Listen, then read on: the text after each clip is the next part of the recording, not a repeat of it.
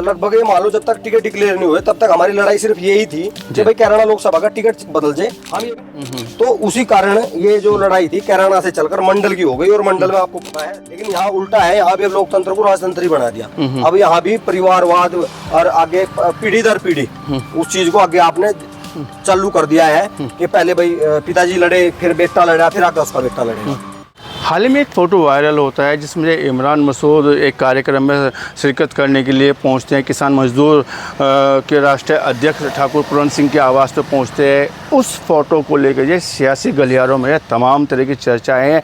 किस तरह की चर्चाएं हैं, बातचीत करेंगे, चर्चा करेंगे। हमारे साथ में ये किसान मजदूर संगठन के ब्लॉक अध्यक्ष कान्हा राणा जी हैं और इस फ़ोटो के पीछे क्या वजह निकल के आ रही है, इनसे सवाल जवाब भी किए जाएंगे और ये भी जानकारी ली जाएगी। जय ठाकुर पूरन सिंह के पास जब इमरान मसूद पहुंचते हैं तो उसके आखिर पीछे के पर्दे के पीछे की आखिर कारण क्या है, वजह क्या है जी। कन्हैया राणा जी, आपका बहुत बहुत स्वागत जी। वजह एक फ़ोटो वायरल हो जा रहा है 2-3 दिन पहले से, जो जिसको लेकर जो चर्चाएँ तमाम हो रही है सियासी गलियारों में। इमरान मसूद साहब जो है घर पे पहुँचते किसी कार्यक्रम को शिकस्त करने के लिए एक चर्चा आ रही है कि जो इंटरनल रूप से जो इमरान मसूद को जिताने के लिए या गठबंधन प्रत्याशियों को जिताने के लिए जिससे कि मदद देने का कार्य किया गया है। कहीं ना कहीं राजनीतिक भाजपा को प्रभावी करने का कार्य जो है ठाकुर पूरन सिंह या उनके संगठन ने किया है। ऐसी कोई वजह निकल के सामने आ रही है, कोई ऐसी कोई बात है? देखिए, मैं आपको और आपके दर्शकों को इस बात में बिल्कुल साफ साफ बता दूं कि ये लड़ाई किसी को जिताने की थी नहीं। ये लड़ाई केवल और केवल अपने सम्मान की और अपने अधिकार की लड़ाई थी। और हमारा तो जब ये मामला शुरू हुआ तब हमारी एक ही मांग थी कि भाई आप कैराना लोकसभा में इस बार टिकट बदल दें। हमें चाहते कि भाई प्रदीप चौधरी की जगह आप किसी को भी टिकट दे दो, हमें कोई दिक्कत नहीं। आप जिसे भी चाहे आप और प्रदीप चौधरी की जगह आप किसी भी गुर्जर प्रत्याशी को टिकट दे दो, हम तब भी साथ हैं, हमें कोई दिक्कत नहीं है। लेकिन मान लो जो व्यक्ति सांसद बन गया सबकी वोट से और वो एक व्यक्ति अपने ही एक किसी समाज की बात करेगा तो उसमें देखो नाराजगी जाहिर सी बात है कि नाराजगी होगी।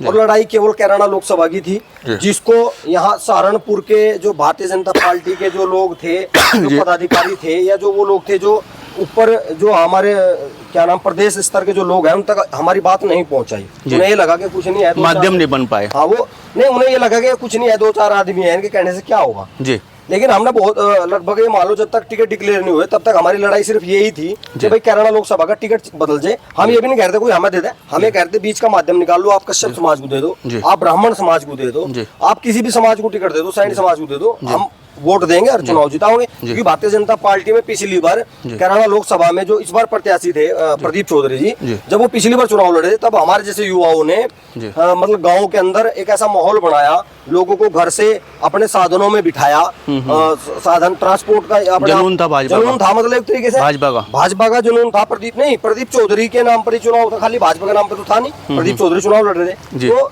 हर गांव में मतलब ये मान के चलो आप 100% वोट भारतीय जनता पार्टी को पड़ा। लेकिन अगर हमारी भावनाएं पार्टी नहीं समझ पाई तो इसमें पार्टी की गलती है।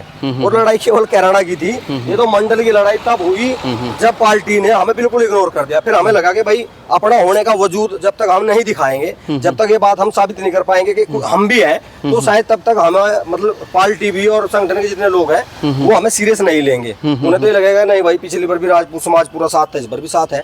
तो उसी कारण ये जो लड़ाई थी कैराना से चलकर मंडल की हो गई। और मंडल में आपको पता है सहारनपुर लोकसभा भी आती है और इसमें मुजफ्फरनगर लोकसभा भी आती है। इसमें तीनों लोकसभा में तीनों लोकसभा पर जो ननौता के अंदर जो पंचायत हुई उससे पहले जो छोटी छोटी मीटिंग हुई, जो ब्लॉक स्तर की मीटिंग हुई, जो ग्रामीण स्तर की जो मीटिंग थी, उनके बाद जो हमारी बड़ी मीटिंग ननौता में हुई, उस मीटिंग में तय किया गया कि भाई अपना वजूद दिखाने के लिए जहाँ कहीं भी भारतीय जनता पार्टी का कैंडिडेट चाहे वो कोई भी हो, जो भी चुनाव लड़ेगा हम उसके खिलाफ वोट करेंगे। वजूद दिखाया, वजूद है आपके सामने है। मतलब 400 की स्वाभिमान कैसे बचा है? देखिए स्वाभिमान ऐसे बचा है, मतलब पार्टी से जब हमने ये निवेदन किया कि आप टिकट बदल दो तो पार्टी ने क्या करा, पार्टी ने हमारी सब बातें इग्नोर करते हुए हमने कहा भाई 29 तारीख की जो यात्रा निकलने वाली है आप दोनों समाज के लोगों को बुलवाओ, बिठवाओ। स्वाभिमान यात्रा की बात कर रहे हैं आप? हाँ, मैं स्वाभिमान यात्रा की बात कर रहा हूँ 29 मई की। जितने भी हमारे यहाँ बड़े पदाधिकारी थे उनसे भी हमने बात करी, जो प्रशासनिक अधिकारी थे हमने उनसे भी बात करी। उन्हें भी कहा कि भाई दोनों समाज के जो मुख्य लोग थे मानते हैं कि यह मयूर भूमि प्रकरण जाए या वो यात्रा गौरव सम्मान स्वाभिमान यात्रा जाए, कहीं ना कहीं इस बात का परिचय करिए, उसकी एक बड़ी वजह बनी है जो लोकसभा चुनाव में इतना विरोध उभर के सामने मुखरता के साथ आया है राजपूत समाज का? बिल्कुल बिल्कुल रही है जी। पिछली बार हम चुनाव लड़े हिंदू के नाम पर जी, 36 बिरादरी के लोग इकट्ठा होकर एक दल के व्यक्ति को वोट दी। इस बार क्या हुआ, इस बार वोट जो गई है भाई, किसे नहीं देने के भाई हम गुज्जर को नहीं देने के, किसे नहीं देने के भाई हम सैनिक को नहीं देने के, किसे नहीं देने के भाई हम जाट को नहीं देने के। मतलब ये सब चीजें किसने पैदा करी? हमने तो पैदा नहीं करी भाई। ना तो हम जनप्रतिनिधि थे और ना ही हम पार्टी में कहीं राष्ट्रीय अध्यक्ष ऐसे लेवल के आदमी थे कि हमको ऐसी, जब पार्टी को पता था कि इस तरीके से कोई बात चल रही है, कोई नुकसान होने की उम्मीद यहाँ है। लेकिन क्या होता है कि जो नीचे के जो ये छोटे पदाधिकारी है हमारे जिले बॉडी में जो लोग हैं, अगर ये लोग चाहते नीचे का मैसेज ऊपर पहुंचाते और ऊपर के जो लोग हैं वो इस बात को समझते और इस पर कहीं ना कहीं कोई निर्णय होता, टिकट में बदलाव होता। और एक बात और मैं कहना चाहूंगा, देखिए अब लोकतंत्र है, राजतंत्र तो है नहीं है। जब एक व्यक्ति को आपने एक बार मौका दे दिया, वो सांसद बन गया, विधायक बन गया, उसके बाद किसी और को मौका दो, क्या दिक्कत है? पार्टी में बहुत सारे लोग काम कर रहे। अगर यही पार्टी यही है कि एक व्यक्ति एक बार बन गया फिर दोबारा भी वही बनेगा, तीबारा भी, फिर तो राजतंत्र बढ़िया था भाई। राजा के बाद उसका बेटा उसका वारिस था, उसके बाद उसका बेटा वारिस था, फिर तो वो परिपाटी भी ठीक थी। इसकी जरूरत क्या थी फिर इस लोकतंत्र की? हमारी इतनी बड़ी बड़ी रियासतें जो हमसे मांग ली गई, हमने दान में इस देश को लोकतांत्रिक देश बनाने में, ताकि हर व्यक्ति उस स्टेज तक जा सके, उस स्तर तक जा सके जहां सर पूरे ये जो लोकतंत्र है इसका जो संचालन होता है वहां पर ये लोग भी बैठ सके। इसलिए तो हुआ था। लेकिन अगर आप एक ही व्यक्ति को बार मौका दोगे फिर तो देखिए कहीं ना कहीं नाराजगी भी पैदा होगी। भाई नया व्यक्ति आएगा, उसके प्रति क्या नाराजगी होगी? कुछ भी नहीं नाराजगी होने की। उसे मौका मिलेगा काम करने का, क्या पता उससे अच्छा काम करे, पिछले बार से अच्छा काम करे। अगर अच्छा नहीं करेगा अगली बार किसी और को मौका दो आप। लेकिन यहाँ उल्टा है, यहाँ भी अब लोकतंत्र को राजतंत्र ही बना दिया। अब यहाँ भी परिवारवाद और आगे पीढ़ी दर पीढ़ी उस चीज को आगे आपने चालू कर दिया है कि पहले भाई पिताजी लड़े, फिर बेटा लड़ा, फिर आगे उसका बेटा लड़ेगा। तो मैं तो मानता नहीं है कि अब कोई लोकतंत्र ऐसी कोई व्यवस्था ऐसी मतलब इस तरीके की इस श्रेणी में आती हो लोकतंत्र की। जाति है कि जाति नहीं, क्या कहना चाहेंगे? देखिए हम अब भी निवेदन करते हैं, भारतीय जनता पार्टी हिंदुत्व की पार्टी है, हिंदुत्व के नाम पर आई है। पर जो मुझे लगता है भाई जाति प्रमाण पत्र कौन देवा है? सरकार देवा है, एक आम आदमी तो देता नहीं कि भाई किसी ठाकुर ने किसी को दे दिया भाई तेरा जाति प्रमाण पत्र है। भाई सरकार की तो एक बनाई हुई है। भाई जब आप नौकरी में अप्लाई करते हैं तो आपकी जाति पूछेगा, वही तो पूछ रहे। जब आप कॉलेज स्कूल में एडमिशन लेते हो आपकी जाति पूछी जा। ये व्यवस्था किसने बना रखी है? हमने तो नहीं बना रखी।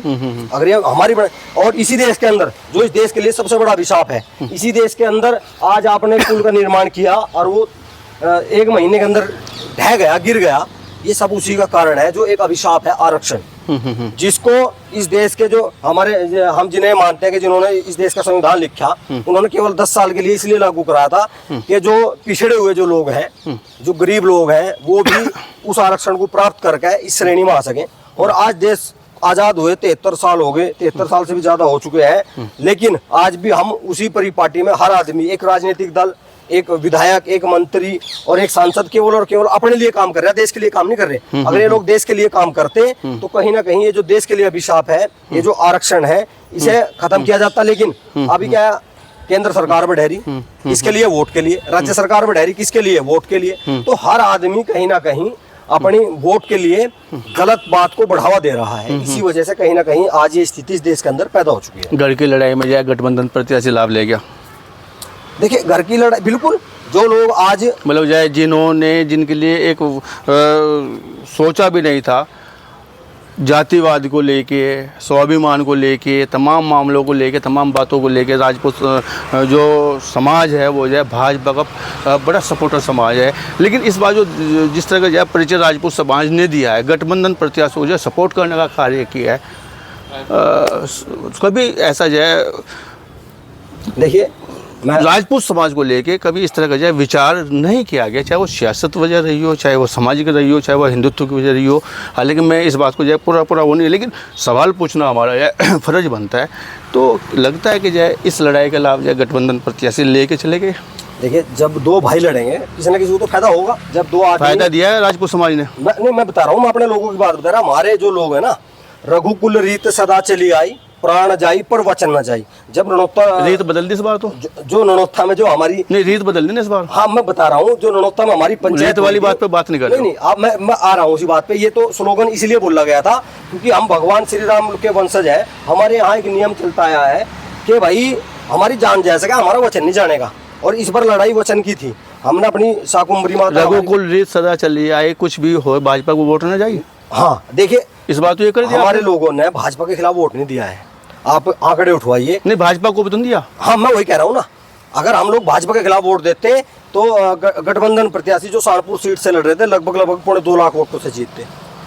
ठाकुर पूरन सिंह के घर पे जा रहे हैं तो इस बात का परिचय नहीं है जो फोटो वायरल हो रहा है। देखिए, कहने की सपोर्ट नहीं करी गई गठबंधन प्रत्याशियों को। ठाकुर पूरन सिंह जी कहने का विकल्प नहीं बनाया गया गठबंधन प्रत्याशियों को। नहीं, विकल्प इसलिए बढ़ाया गया ना जी। एक बात बताओ, अगर हमारे घर में मान लो भाजपा हमारा घर है, हमने कहा जी हमें ये दर्द है, ये पीड़ है, अगर हमारी दर्द और पीड़ को कोई नहीं सुनेगा, नहीं कोई समझेगा, तो कोई ना कोई तो रास्ता, कोई विकल्प हमें भी देखना पड़ेगा। भाई इस सरकार ने क्या किया, 2014 में सरकार पूर्ण बहुमत की सरकार आई, ठीक, उसके बाद दोबारा पूर्ण बहुमत से आई, और इसने क्या करा, जब सुप्रीम कोर्ट ने ये कहा कि SC/ST एक्ट के मामले जो है उन मामलों में बहुत ज्यादा पैसों का लेन देन होकर समझौते होते हैं और उन्हें बाद में खत्म किया जा, तो सुप्रीम कोर्ट ने इसका हवाला देते हुए इसमें कुछ बदलाव किया SC/ST एक्ट में। और यही भारतीय जनता पार्टी जो हिंदुत्व की बात करती है, यही सरकार क्या नाम एक अध्यादेश लेकर आई SC/ST को लेकर, और उसमें नए कुछ कानून जोड़कर उसे और मजबूत कर दिया गया। तो SC/ST किस पे लगेगी भाई? जनरल वालों पे लगेगी। जनरल में कौन है? ठाकुर है, ब्राह्मण है, बनिया है। OBC वालों पे लगेगी, जाट पे लगेगी, गुज्जर पे लगेगी। तो हम तो वोटर हैं, मतलब जो हम लोग वोट दे रहे हैं उनके खिलाफ तो आप कानून बनाओगे। जो लोग आपके खिलाफ आवाज उठाते हैं, आपके खिलाफ झंडा उठाते हैं, जो लोग आपको वोट नहीं देते, उनके लिए आप कानून बनाओगे। तो भाई विकल्प तो देखना पड़ेगा, हमारी मजबूरी है। अगर हम विकल्प नहीं देखेंगे तो खत्म हो जाएंगे, समाज खत्म हो जाएगा। हिंदुत्व की बात भी आप करते हैं, भाजपा का जय बनाने में सहयोग भी आप करते हैं, भाजपा का विरोध भी आप करते हैं। आखिर जय ठाकुर समाज चाहता क्या है?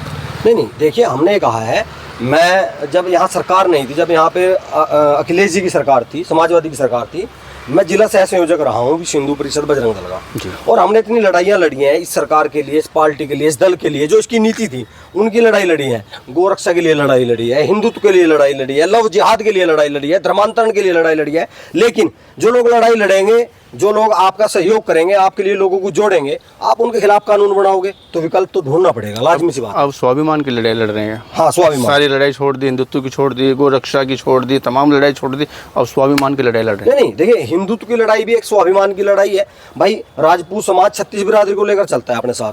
आप कहीं भी उठा लीजिए, अगर कभी लेके चलता है या सबके साथ चलता है?